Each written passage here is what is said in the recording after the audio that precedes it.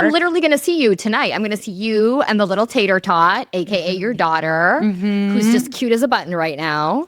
So excited. So excited. Yes. I know. It's going to be a really fun. You guys are staying the whole weekend.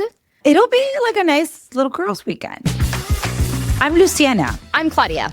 And this is Where We Land. So before we begin, if you'd like to tell us your immigration story or share a culture clash flashback you've experienced, a current fave, or just something from back home or something that you're experiencing in the U.S., write to us, wherewelandpod@gmail.com, and we might just share your story here on the show. Okay, today's episode is about the concept of home. What is home if you move? Does that change? Is home always a place? We're going to explore all of that in this episode. Let's get into it.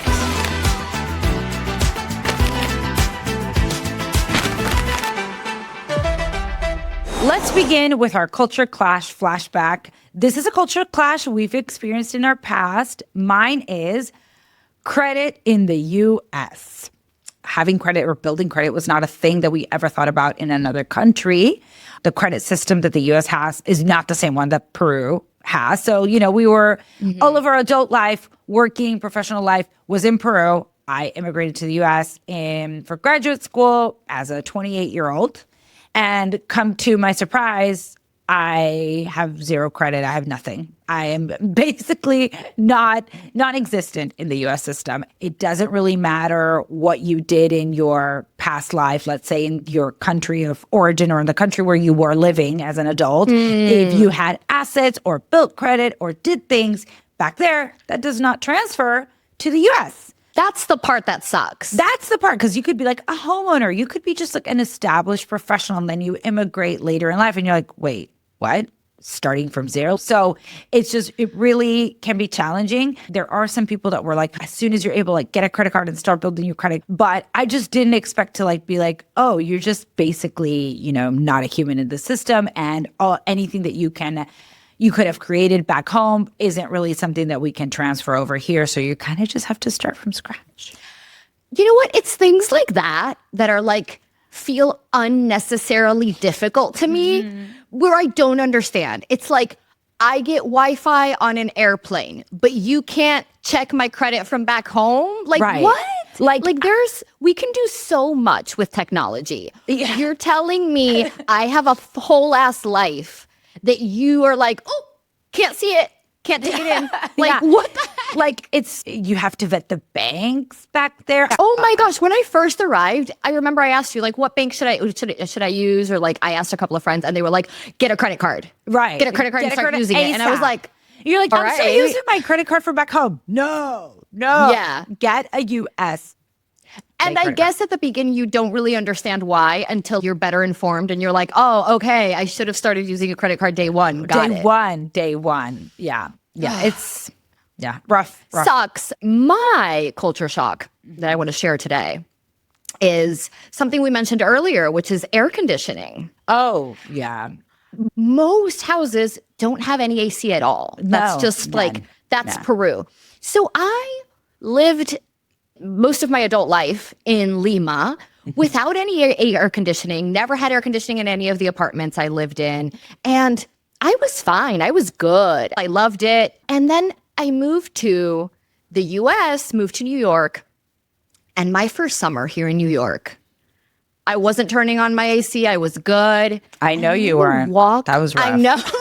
Because you came and visited famously one time. I'm suffocating. Again, we can do one night because the AC will be running all day. So I can do one night. But more than that, no, that's just like, I can't do it anymore. I'm too used to it. My body was just used to tropical climates. And I was like chilling without any AC. But then the culture shock came when I would walk into like a grocery store or a cafe and I would be freezing my ass off. Right. Like it felt like stepping into an ice box. God, and I'm like, this is too much. I'm getting sick every time I go shopping. Like this is insane. So what I had to do was I had to train my body. Jump in and out?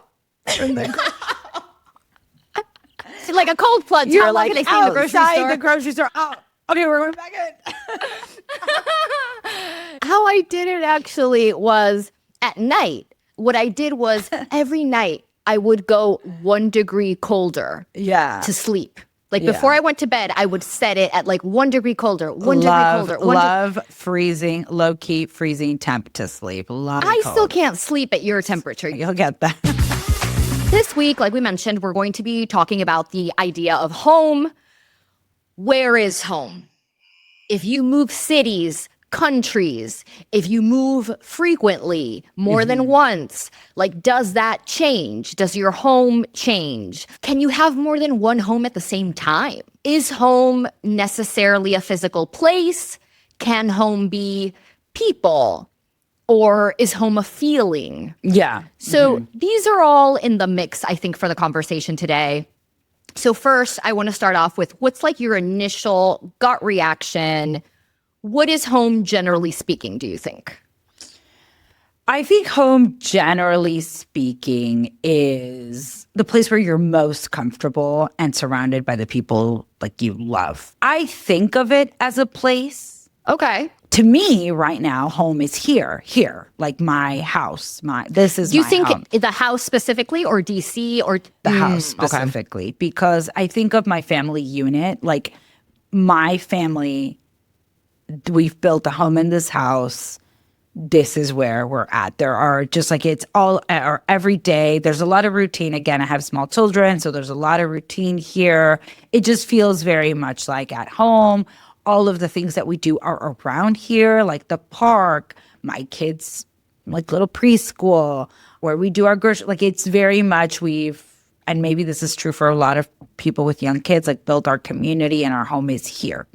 I don't think of Washington, D.C. as like, oh, this is home, because like what the house and our home life that we built here is what feels like home to me. But Washington, D.C. feels like so much bigger and broader and has more meaning attached to it that I don't think really necessarily resonate with home, even though like I love DC and I really like living here, you know? It's just, I think when things of like Washington, D.C., it's just, there are other things at play there. You know, it feels like historical, political. I have a much like broader interpretation of it, of the word home, in the sense that like, for one thing, I feel like, well, of course, there's no wrong answer, right? Like, I think it's going to be so specific to every person according to how they've lived their life and their own experiences.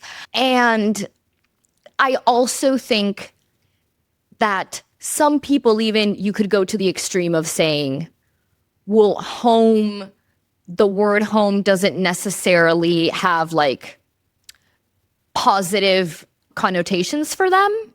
Like, I was talking with a few friends about this the other day, and like people who have had like rough childhoods, like the word home is a little fraught for them. Okay. So that is also something that when I heard it, I was like, oh, I had never thought of that, but that's so true. Like home is something like that they've had to like build later in life or strived to build later in life. And they're still not like 100% comfortable with that word, which I thought was like fascinating.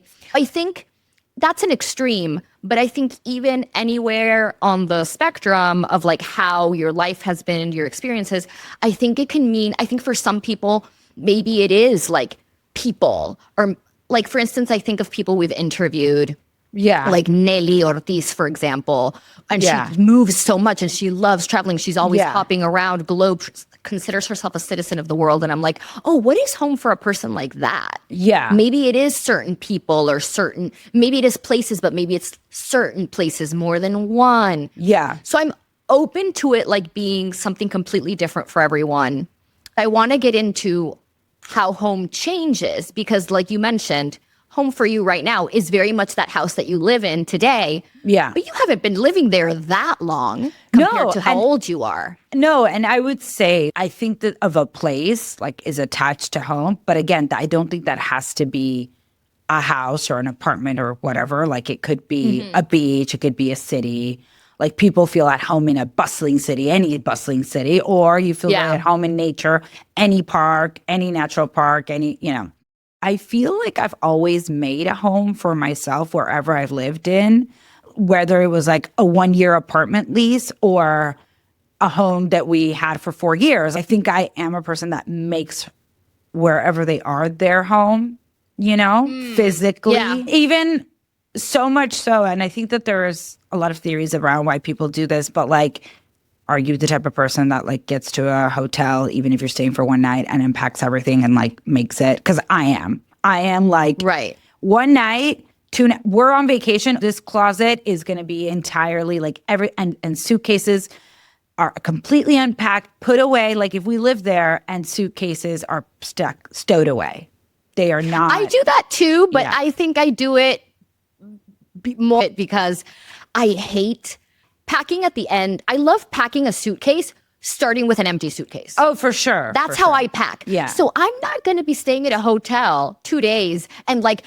living off of like a full suitcase. That's ridiculous. Yeah. Like, no, I need to like clean it out, put everything away, live my life for 2 days, and then I need a clean suitcase again to fill back up and pack correctly. Yeah. So I think it's more of like an OCD thing than like, I want to make this hotel room my home. I guess like I think maybe it can be a bit of both. Like it's not that you're making the hotel room your home, but it's like you're going to be comfortable. And Yeah. I want to feel comfortable there. I want it to be, home. So yeah, like I understand that. I want to bring up this survey that I found. I think it's an interesting way to get into the conversation. Okay. So in 2008, the Pew Research Center conducted a survey and they asked participants to identify the place in your heart you consider to be home. So obviously they're angling at an emotional attachment, right? yes. So I'm going to list the answers from most popular answer to least popular answer. Okay. Number 1 was the place where they were born or raised. Okay, that makes sense. Number 2 was where they lived. Mm-hmm. Number 3, the place that they had lived the longest. Mm-hmm. Number 4, where their family had come from.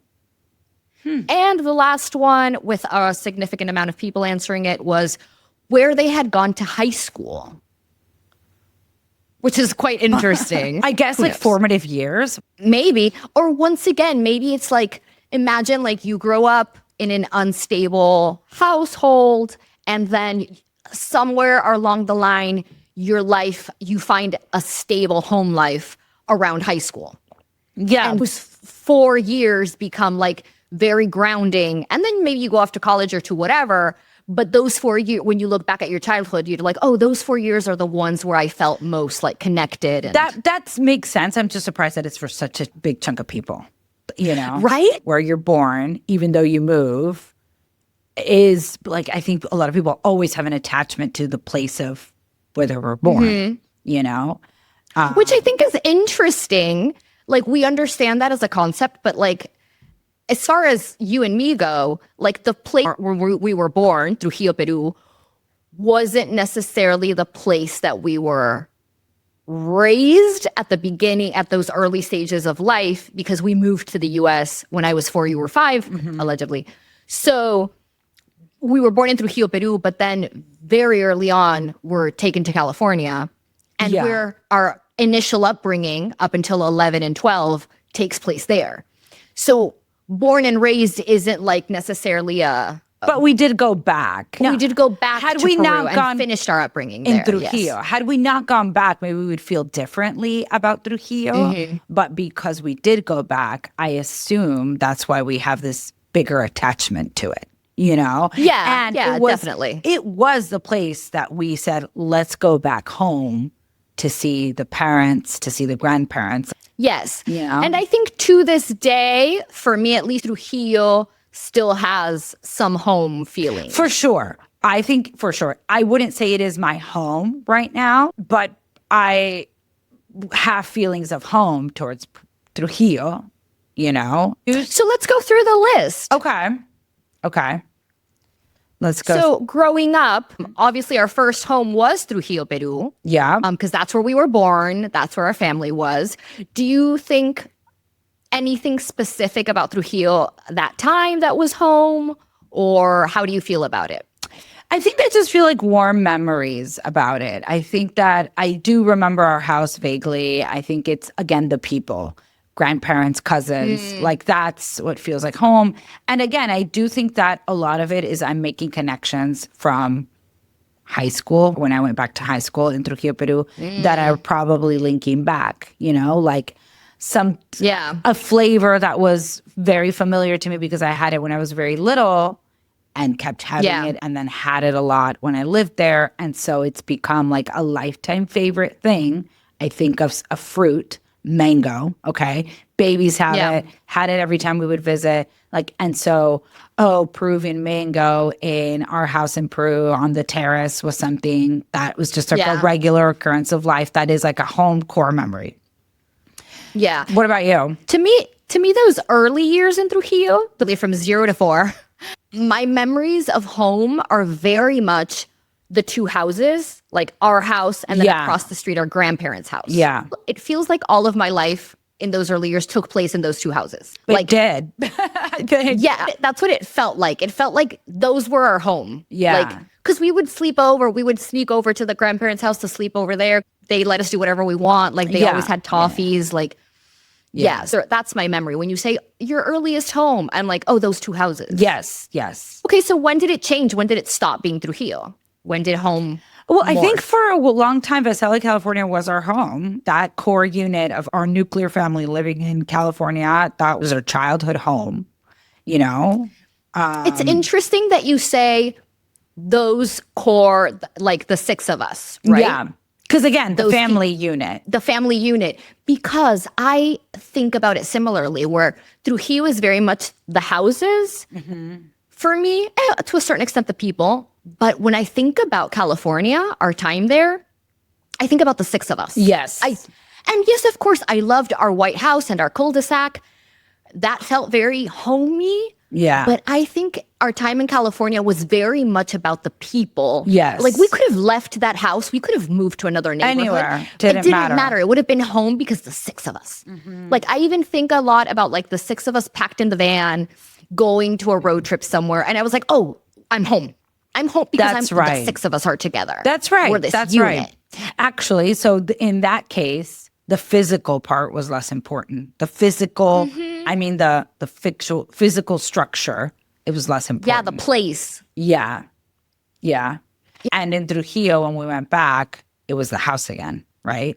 Our unit got disassembled because the 6 of us didn't move back to Peru. Our 2 older sisters went off to college. That's right. So only you and me moved back to Trujillo with our parents. So it couldn't be the 6 of us anymore. That's right. And we were living also with grandma and grandpa. So it was just like a multi-layered, just a change in the family dynamic. But that house that had been around even from when we were little, that house was really home. For me, I would imagine for you too.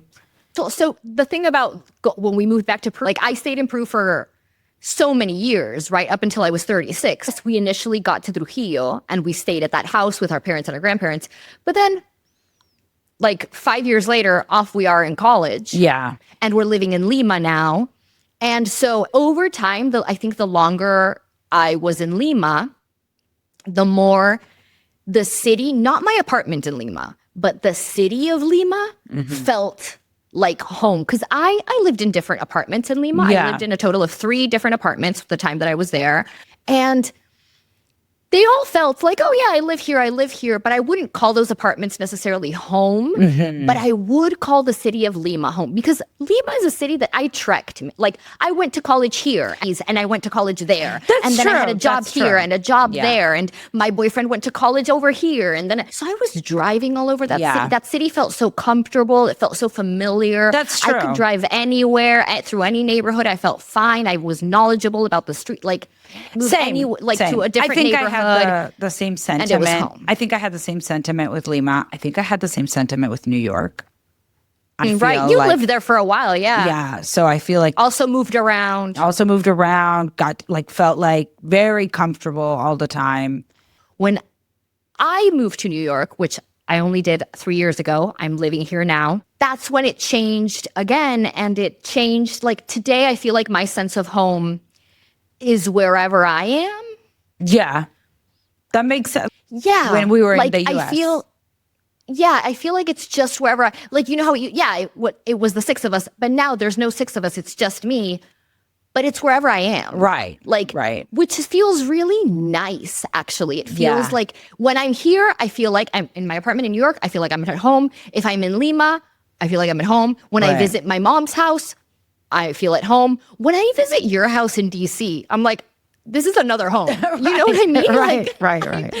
I feel at home. I don't feel like a stranger visiting someone. No, I feel at home at your house. I feel at home. Like, I think something happened. I don't know if it's growing up or what. Do you think it's the moving around? Because you asked about Nelly and you asked about people who are like kind of these citizens of the world, who kind of like, you know, are just bopping around. And maybe a lot of our listeners are moving around. This is like the third time immigrating somewhere.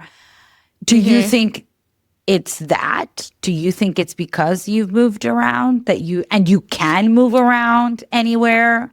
And you don't have, like, I must live here. Right. That I don't have kids. I don't have to, like, be, like, yeah. Do you think that, like, that's maybe why? And maybe that's the answer for Nelly. I don't know. We have to have her back on and ask her.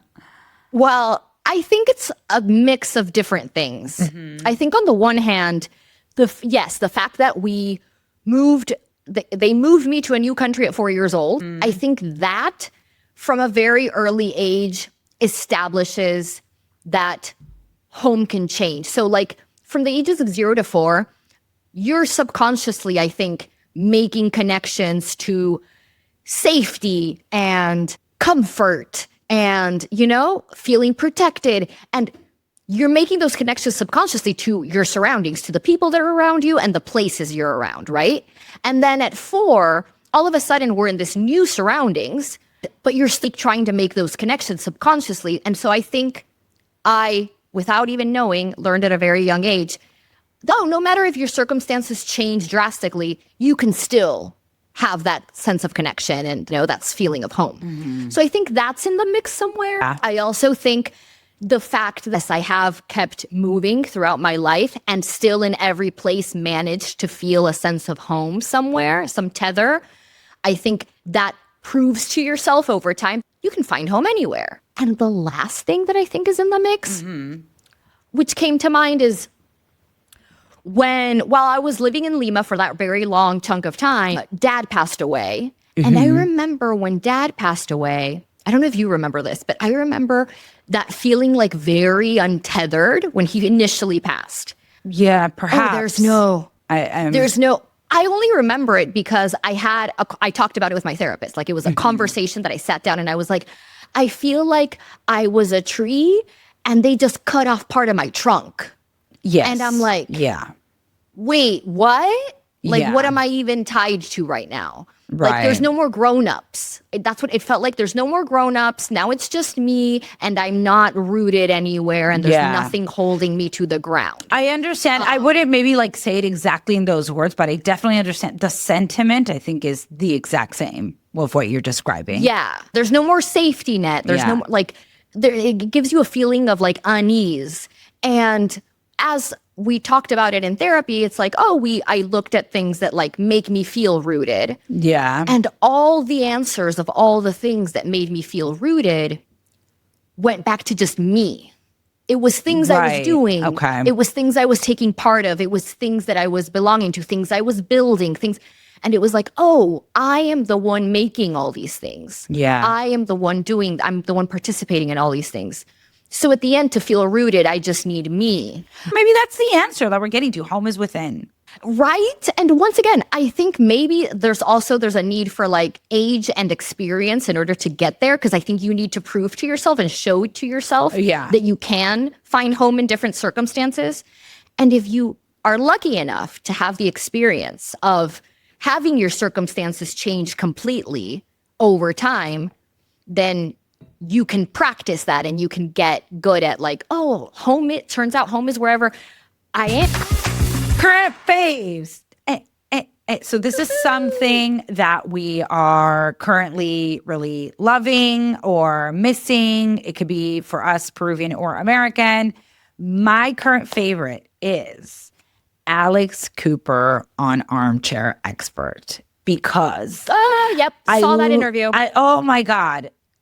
I love that both of these worlds combined. I've been wanting that for so long. Like it's not a secret. I'm a huge fan of Armchair Expert. We are huge fans of Armchair Expert. Dax Shepard. I didn't know you were such a big fan of Call Her Daddy. So I think I've become more like full disclosure. I don't listen to all the episodes. No, I do listen to all the episodes of Armchair Expert. I am a big fan of Armchair Expert, but I listen to some of Alex. I'm more like a fan of everything that she's accomplished and what she's done, more so. Maybe I don't listen to all the episodes, but I like what she's doing.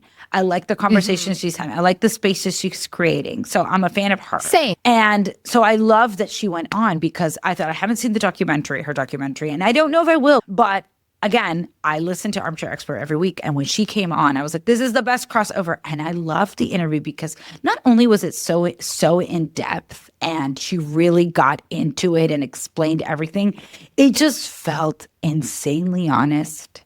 And it was just a beautiful conversation. Fan of both things, but loved what they created together in that interview. It was amazing. Yeah. Oh, I'm glad you enjoyed it so much. I heard it. I also enjoyed it very much. I think the reason that it worked so well is because Alex is already incredibly honest and forthcoming on her own podcast. But I think it's inevitable that in your own space that you control, you automatically set limits for yourself. And you know exactly what you're going to say. You write a script beforehand. You know what your talking points are going to be because you're in control of everything. And it's not that, I'm saying she's inauthentic or fake. No, not at all. But that's just how you produce a podcast. Like you sit down and you have to know what you're going to say because you have an episode to put out, right? And I think the fact that she was on another podcast allows her to go to maybe other places that she didn't even expect to go during the conversation. Because when you're in conversation, you're less in control. You just end up in some places. So that's one thing. And then the other thing, because it wasn't just that this happened in any podcast, it happened on Armchair Expert, which is a place I think that I don't know what kind of magic they're pulling off there, but there's always this sense of like, we're going to get deep. Everyone already knows it. Like that's what the podcast is about. They like to just talk about everything, get in deep, get into like the complicated things, the messy thing. Multiple people have cried on that couch being interviewed by Dax Shepard and Monica Padman. And maybe the listeners are shedding a tear too, or two as well. Like I may have. Exactly. So I think all those two things combined, like that magic of whatever is happening in Armchair that lets you be open, mixed with someone who is already willing to be very forthcoming and who is very eloquent. Alex is very eloquent when she speaks. And she's very direct and she's very honest. That combined with the magic of Armchair Expert was just like, oh, this is an amazing conversation where these people are just getting into it. It was really good. I loved it. Like I said, could have listened to hours and hours more. So fun.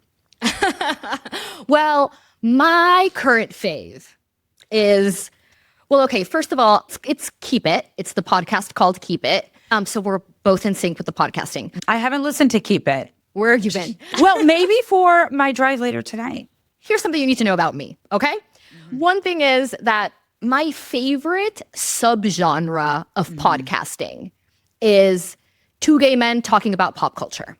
Yes. It's I've known this. Favorite subgenre. Yes. Yeah. So I listen to all of them. If there are two gay men podcasting somewhere about pop culture, I'm listening. I consider you guys my friends. Oh my God, I love it. Can you invite some of them on the pod? Maybe they'll come. I mean, I can, but they're too famous for our asses. But I will DM everyone. Yeah. So one of these podcasts that I listen to is Keep It, which is a Crooked Media podcast. It's hosted by Ira Madison III and Louis Vertel. Okay. There are two writers. They work in the entertainment business. Louis writes for Jimmy Kimmel Live, and Ira has just put out a book this year. They're great. Okay. They just recently announced that Ira is going to be leaving the podcast. And I was like, it's the season finale of my favorite show. Like they just announced the season finale date. And so now I have to enjoy this while I have it. Right. There will be like a new season. Like Louis Vertel is going to continue on the podcast, and they're talking about maybe finding him a new co-host, which I'm sure is going to be great.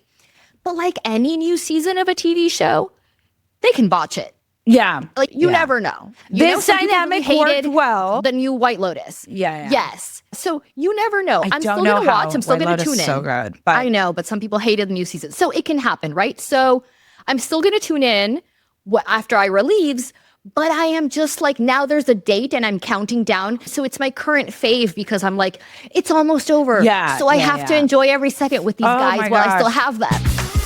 So having finished our conversation, how did this one land? I've just been thinking more about what we were talking about, home is within. And I wanted to press a little question that I had for you when you said like, oh, that you discovered that like home is really yourself. And like when you came to that conclusion was after, something tragic that happened, losing our father. And then you got to that through therapy and like that's your MO, that has been your MO. And I do want to know, like, even though like, so I say that can transfer to me for sure. Do you think someone who is unmarried and doesn't have children, like, do you think someone who is without a romantic partner, someone that lives alone, is it even more important for them?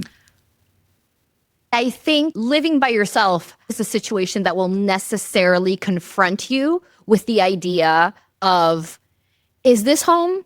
Because I think some people have ideas of like, oh, you build a home with someone in partnership, or you build a home when you have kids, or you build, Right. And so I think living by yourself confronts you with the idea of, is this my home? Is this temporary?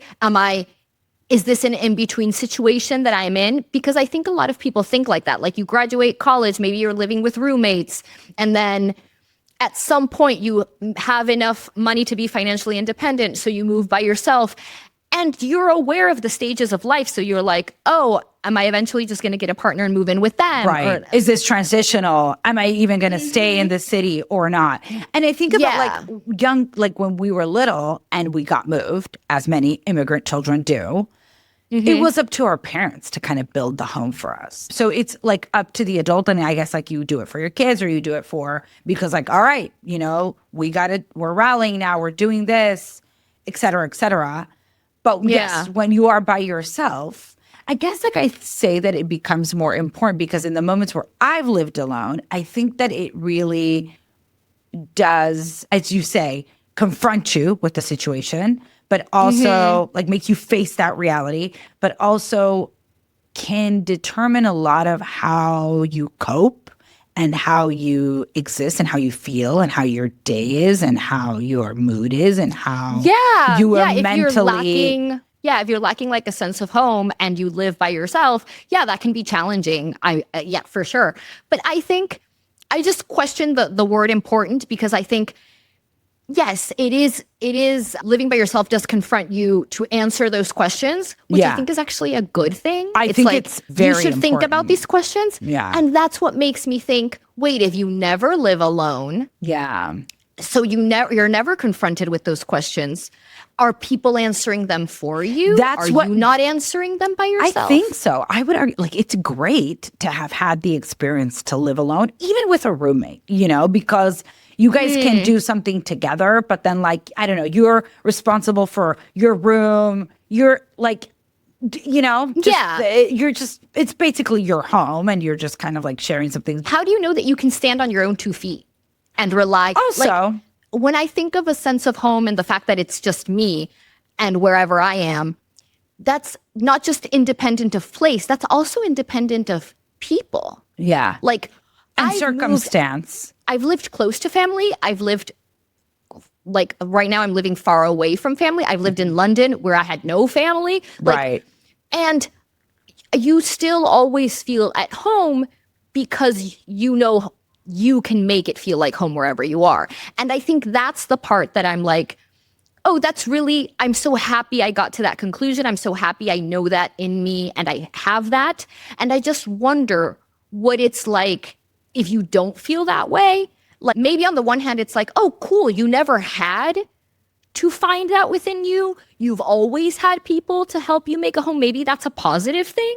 Maybe it's like, oh, you had family and now then you had friends and now you have a family of your own. And like, I don't think that's necessarily bad. Mine is different. Yeah. I was put in circumstances where the people around my family changed, the people around me changed, the places I was living changed. So I had to find it within myself. But I don't know if one's better or worse necessarily. I just think don't think one's better or worse. I think both can be useful. I just don't think it's a bad lesson to learn, to have to do it on your own. It's not. I think it'll get you through it because I hate bringing this stuff up. Marriages can end or people can, or tragedy can happen. Tragedy can strike. Yeah. And inevitably, even if you make it to old age, eventually someone passes away before the other. Yeah. So there will be a time in all of our lives. We come into this world alone. We will be alone. We will go when alone. We leave. Yeah. Like even children grow up and move away. Someone have a shot. We need a shot.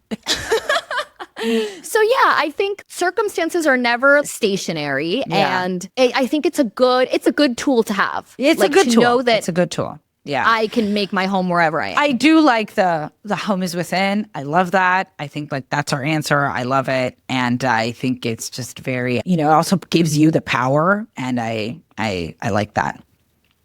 It gives you the power, and hey, you know me. I'm very like. I like to pretend I'm an island. I'm not, don't worry. Like, it's fine. Mm-hmm. I know I'm not, but I like to pretend that I am. And the home being wherever I am is like fulfills my island needs. Okay. So that wraps it up for us today. Subscribe so you don't miss the next episode, and check us out on Instagram at Where We Land Pod. Hasta la vista, babies. Ciao, ciao. At Where We Land, we know that some immigrant experiences are harder than others, especially for those in the margins of our current legal system. So if you would like to help, we encourage you to support organizations that provide services for immigrants and champion their rights. You can find a list of organizations in the show notes.